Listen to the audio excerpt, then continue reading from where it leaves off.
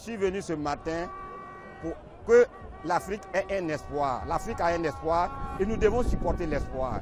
L'espoir, c'est que nos 3 présidents veulent libérer l'Afrique entièrement. Voici pourquoi je suis là.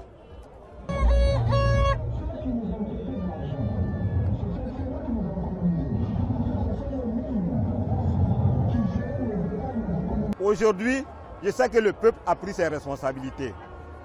L'avenir appartient au peuple. Et presque toutes les décisions sont populaires. Presque toutes les décisions sont populaires.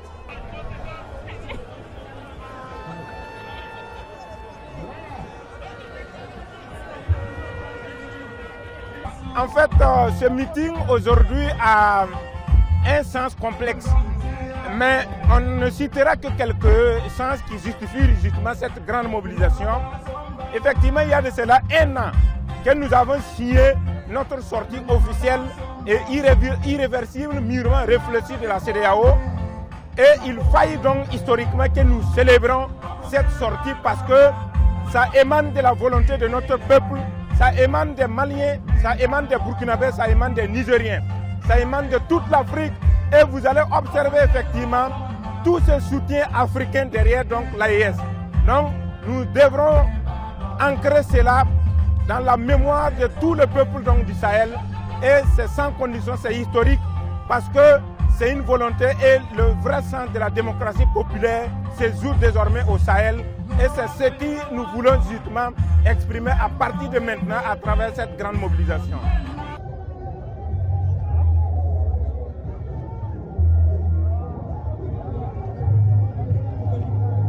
Alors, nous voilà réunis à la place de la Nation ce jour 28 janvier 2025.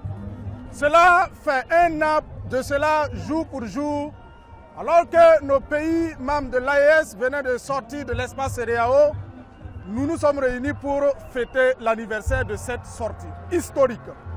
Alors, on rappelle, la CEDEAO est cette structure-là même qui était créée pour pouvoir aider la sous-région en termes de développement économique, pour essayer de rehausser les capacités financières des différents pays membres et pour pouvoir sécuriser la zone en termes d'économie. Alors, nous avons constaté avec tristesse que ces mêmes pays membres de la CEDEAO se sont constitués contre certains pays membres qui ont décidé de prendre leur souveraineté en main. Alors, voilà pourquoi nous avons dit que les sanctions qui ont été jetées sur le Mali, le Burkina Faso et le Niger n'ont pas leur raison d'être.